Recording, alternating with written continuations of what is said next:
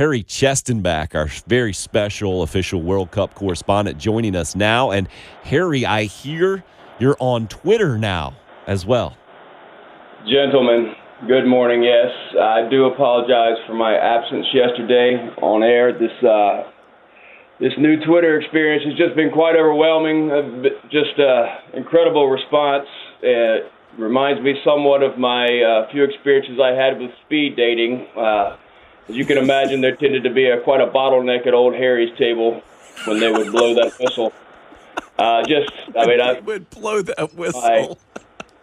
My consultant, assistant, social media guru has told me I'm up to 20 followers, which I don't know much about social media, but I know that's a lot. That's probably, 20% of the total Twitter following. I think you're right. Twitter users out there. I'm not too familiar. Harry Cheston BA1. That's a very, very familiar ring to it. You nailed that one. Yes, apparently there were too many characters in my name, but didn't know quite what else to do there. So, and I do appreciate all the follows. I do want to let all my fans know that I will only at this point be following the two women in my life, Taylor Swift and the lovely precious petunia Jennifer Jensen. So do not take any offense to that. Well done, sir. Well done. Well, I like that. That's the Mike Pence strategy. Let's get to the business at hand, though. Your other, I would say, the other desire of your affection, Renaldo, was in action yesterday. What did you think of his performance, and what he's been doing off the field, away from the field? Well, once again, the impossibly handsome flopper comes through with a goal, not to be confused with a flipper, as my Twitter auto-corrected yesterday. He's not a flipper, he's a flopper, does not look anything like a dolphin. He scored a goal once again. That's the fourth one I believe he's had, just proving once again that he evades defenders just as well as he evades his taxes. I don't know if you guys saw the news, but he was served with a 2-year prison sentence just prior to his match on day one. Of course, that did not affect him because he just gave the parole officer a glance and a little wink of the eye, and he just melted right into his hand. Perfect. Harry Chestonbach, our official World Cup correspondent, joining us now. I also understand Spain. You were not pleased with the utilization of nacho and biscuits yesterday.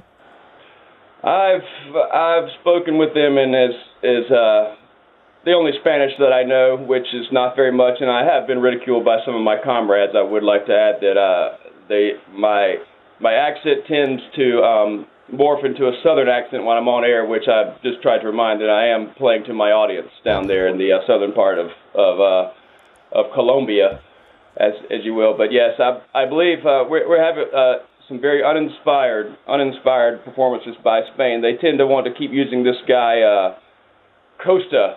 Diego Costa, who basically scored an accidental goal yesterday. He was standing there in that white box where they let the goalkeeper hang out, and the ball just rebounded off of his gastrocnemius. And we're over. I've talked to them many times. We need to run the offense through nacho biscuits. It's easy. So coming up here. Performance. Coming up here in a few minutes, I don't think this is the game you're covering today, or I think this is shortly, or maybe it is the game you were covering. You were sending me Australia will play. You're the Socceroos, I believe, is a group that you are either not fond of or very fond of. Well, Denmark's looking to qualify for the round of 16 for the first time since 2002 when it does face the Socceroos, and I've done some more research here. The Denmarkians are going with the 4-2-3-1 formation versus the Aussies with the 4-4-1-1. And I'll be honest with you, William, that's about all I know about the Aussie Socceroos, other than they're in the southern hemisphere, that their toilets flush backwards. Well done. They're going to get beat.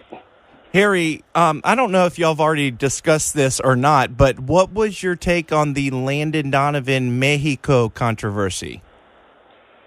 Well, Landon Donovan's reminding me a lot of these other American youth soccer unaficionados right now. Their effort level, their intensity level, their commitment to the fighting Donald Trumps of the soccer world is very disappointing when you're coming from an aficionado such as myself, who's dedicated his heart, soul, and his life to the game of football. So Landon Donovan, you know what he can do? I've already made a phone call to the Russian coalition. He can go out there and pick up the trash after the games with the Senegalese and the Colombians and the Japanese, if he wants to. That's for all I care. As a matter of fact, that's probably a great idea for our youth soccer teams, just to give them the full experience. They can go clean up the stadiums right now if we can't get a team good enough in there to compete. About 20 seconds. Please make your pitch to get soccer back here to America. Well, I will say this. 15. Oh, gosh.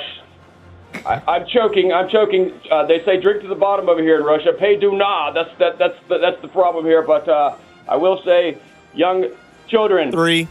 Tweet. Harry.